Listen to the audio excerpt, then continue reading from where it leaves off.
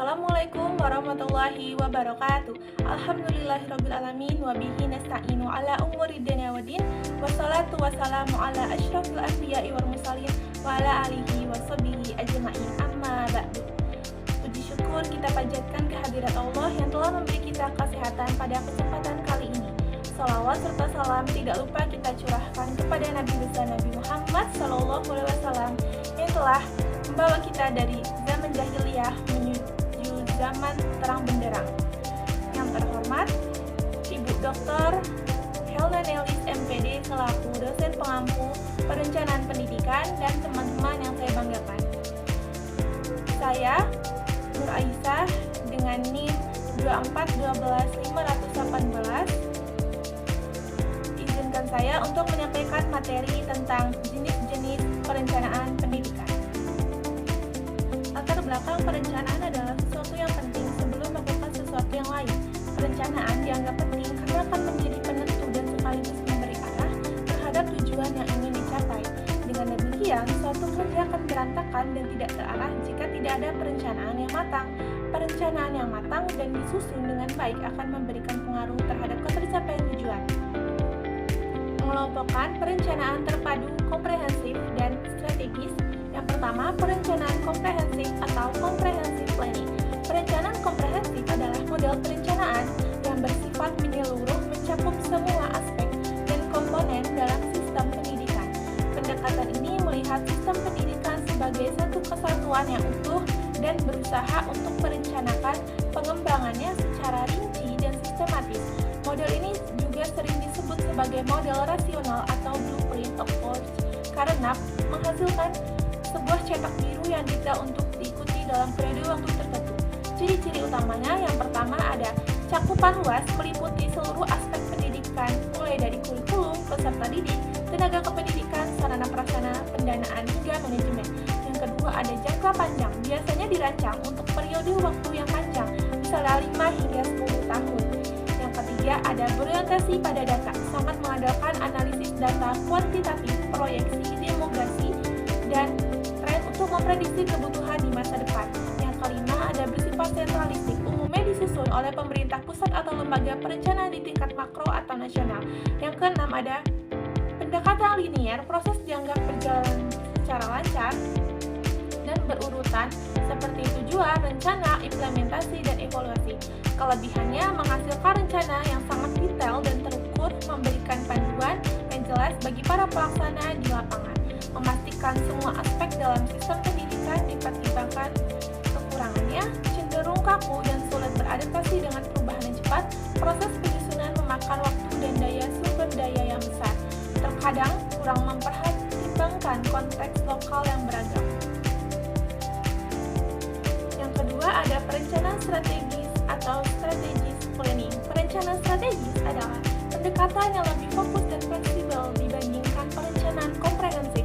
Perencanaan ini tidak mencoba merencanakan segalanya, tetapi berorientasi pada isu-isu paling penting, strategis yang dihadapi organisasi atau sistem pendidikan untuk mencapai visi masa depannya.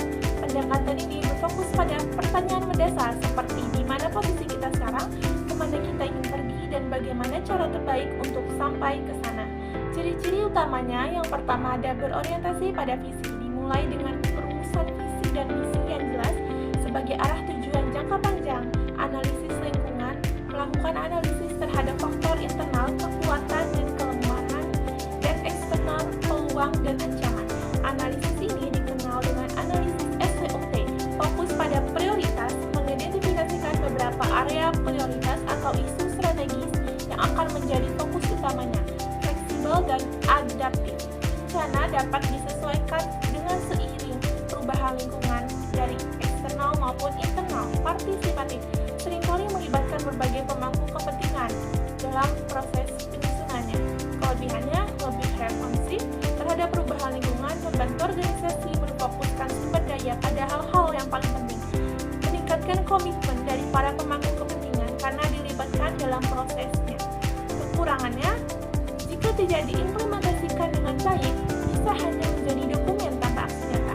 Ada risiko mengabaikan area-area yang lain yang dianggap tidak strategis. Yang ketiga ketiga, perencanaan terpadu atau integrated planning. Ciri-ciri utama, keterkaitan antar sektor, pendekatan holistik, orientasi pada pembangunan nasional, koordinasi tingkat tinggi.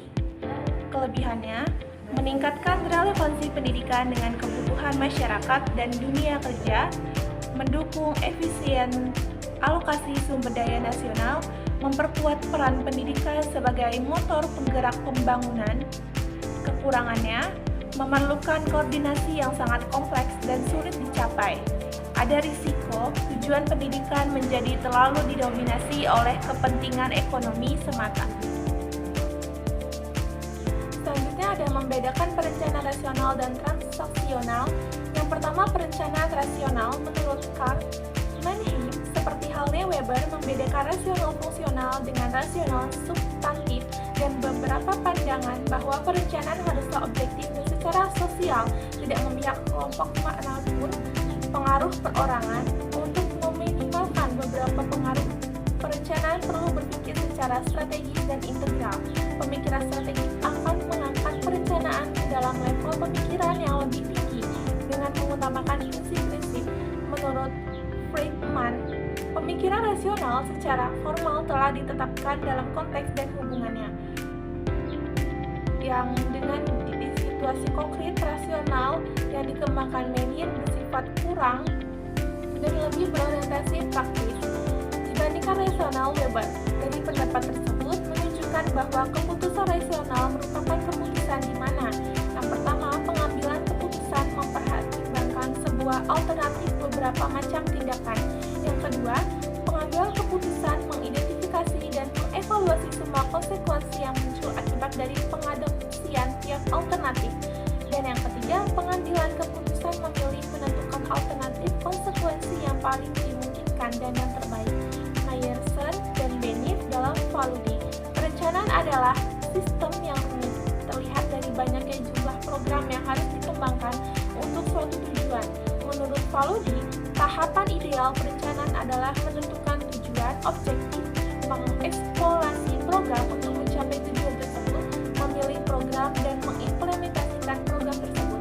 Kemitraan timbul karena dalam dunia nyata terdapat permasalahan dan objektif yang sulit didefinisikan ketidakjelasannya. Pengaruh dari faktor eksternal seperti pengambilan keputusan dari pihak lain, stabilitas ekonomi dan lainnya.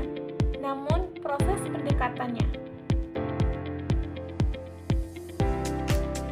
Selanjutnya, yang kedua, perencanaan transaksional. Model pembelajaran merupakan suatu rencana mengajar yang memperhatikan pola pembelajaran tertentu. Hal ini sesuai dengan pendapat Brinks yang menjelaskan model adalah seperangkat prosedur dan berurutan untuk mewujudkan suatu proses. Dengan demikian, model pembelajaran adalah seperangkat prosedur yang berurutan untuk melaksanakan proses pembelajaran, sedangkan yang dimaksud dengan pembelajaran pada hakikatnya merupakan proses komunikasi transaksional yang bersifat timbal balik, baik antara guru dengan siswa, siswa dengan siswa, untuk mencapai tujuan yang telah ditetapkan. Komunikasi transaksional adalah bentuk komunikasi yang dapat diterima, dipahami, dan disepakati oleh pihak-pihak yang sehubungan dalam proses pembelajaran, sehingga menunjukkan adanya perolehan penguasaan hasil proses atau fungsi belajar si peserta belajar. Kemudian yang C menunjukkan perencanaan strategis dan koordinatif. Perencanaan strategis, PESTA, merencanakan strategis merupakan perencanaan yang bersifat general dan jangka panjang. Konsep perencanaan strategis dapat diimplementasikan dalam peran. Selanjutnya menunjukkan perencanaan strategis dan koordinatif. Yang pertama, perencanaan strategik atau RENSA. Perencanaan strategik merupakan perencanaan yang bersifat general dan jangka panjang. Konsep perencanaan strategik dapat diimplementasikan dalam perencanaan pendidikan, di mana perumusan programnya lebih operasional. Menurut Priyanto, dalam perencanaan strategik perlu mempertimbangkan faktor eksternal dan internal yang berpengaruh. Kemudian perencanaan koordinasi manajerial. Perencanaan koordinasi bertujuan memberikan arah dalam pelaksanaan program agar tercapainya efektivitas dan efisien mencapai tujuan. Perencanaan koordinatif disusun secara rinci berbasis data statistik, terkadang juga dengan mempertimbangkan akal sehat.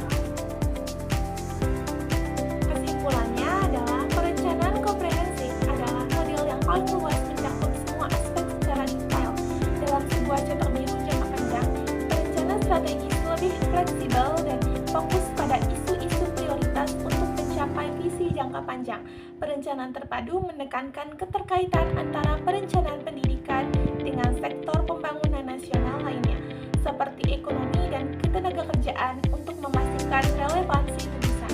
Berdasarkan proses dan filosofis perencanaan rasional memandang proses perencanaan sebagai kegiatan yang objektif, teknis, dan linear di mana keputusan diambil berdasarkan analisis data untuk mencapai hasil terbaik. Terpisah dari pengaruh politik, perencanaan transaksional melihat perencanaan sebagai proses komunikasi timbal balik yang interaktif di mana kesepakatan dan pemahaman bersama